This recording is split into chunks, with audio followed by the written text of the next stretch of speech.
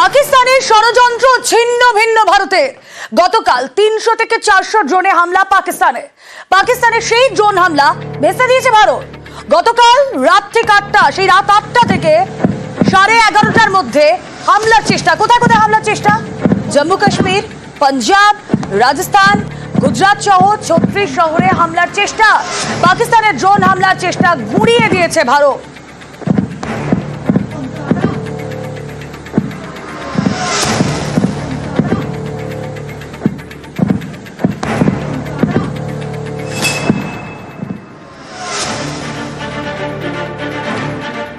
আত্মনির্ভর ভারতের অস্ত্রেই পাকিস্তানকে জব্দ করেছে ভারত।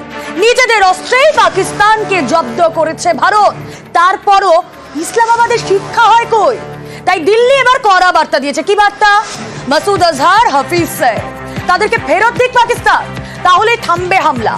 পাকিস্তানকে হুঁশিয়ারি ভারতের। বর্তমানে পাক সেনার নিরাপত্তায় রয়েছে এই দুই মোস্ট ওয়ান্টেড জঙ্গি। পাকিস্তান জঙ্গিদের আঁতুড়ঘর। পাকিস্তান যেখানে ব্রেন ওয়াশড হয় প্রতি মুহূর্তে জঙ্গি প্রশিক্ষণের জন্য। আর বারবার এ ভারতে যতগুলো হামলা ঘটেছে সাম্প্রতিক অতীতে ১৯৯০ এর পর থেকে, কখনো মাসুদ আজহারের নাম উঠে এসেছে, কখনো নাম উঠে এসেছে হাফিজ সইদের। তাদেরকে জামাই আদর করে রেখে দিয়েছে পাক প্রশাসন। এবার যদি তাদেরকে ফেরানো হয় তাহলে বন্ধ হবে। দেশে জঙ্গি কারখানা বন্ধ না হলে প্রতিবেশীকে রেয়াত করা হবে না, হুঁশিয়ারি দিয়েছে ভারত। আরো বিস্তারিত জানবো, আমাদের প্রতিনিধি আবির ঘোষাল রয়েছেন সঙ্গে। আবির,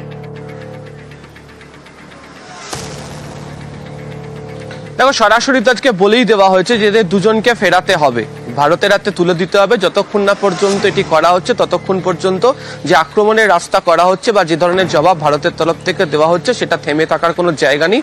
সন্ত্রাসবাদের বিরুদ্ধে এই ধরনের লড়াই ভারত চালিয়ে যাবে। গতকালকে তুমি যদি দেখো যে বিদেশ সচিবের তরফ থেকে যে দুটো ছবি সাংবাদিক সম্মেলনে দেখানো হয়েছিল, সেখানেই তিনি উল্লেখও করেছিলেন যে পাকিস্তানি সেনা বরাবরের জন্য অস্বীকার করে যে তাদের সাথে জৈশের কোনো যোগ নেই। কিন্তু জৈশের ঘাঁটি যখন ভারত গুড়িয়ে দিয়ে চলে এলো, তার যখন তথ্য প্রমাণ সহ ভারত দেখাচ্ছে, সেখানে যারা মৃত হয়েছেন তাদেরকে পাকিস্তানের সরকারি অ্যাম্বুলেন্সে করে নিয়ে যাওয়া হচ্ছে, তাদের মৃতদেহের প্রতি পাকিস্তানের পতাকা কফিনের মধ্যে দেওয়া হচ্ছে, সেখানে পাকিস্তানের সেনা দাঁড়িয়ে স্যালুট করছেন, তাদের শেষকৃত্যে সেখানে যোগ দিচ্ছেন। এর থেকে বড় প্রমাণ সেনাবাহিনীর সঙ্গে জৈশের যোগের আর কিছু হতে পারে না। এছাড়া এর সঙ্গে আজকে তারা যোগও করে দিয়েছেন যে এখনো পর্যন্ত ওয়াশিংটনে IMF এর বৈঠক চলছে এবং যে সহযোগী দেশগুলো রয়েছে তাদের কাছেও ভারতের তরফ থেকে এক ধরনের আবেদন থাকছে যে পাকিস্তানকে এই পরিকাঠামো উন্নয়নের জন্য যে ফান্ড, ইন্টারন্যাশনাল মনিটারি ফান্ড তারা যেটা পান, সেটাকে সম্পূর্ণভাবে বন্ধ করে দিতে হবে এবং 2018 জুন থেকে 2022 অক্টোবর পর্যন্ত যেভাবে তাদেরকে গ্রে লিস্টে ধূসর তালিকাভুক্ত করা হয়েছিল ঠিক একই রকম করতে হবে।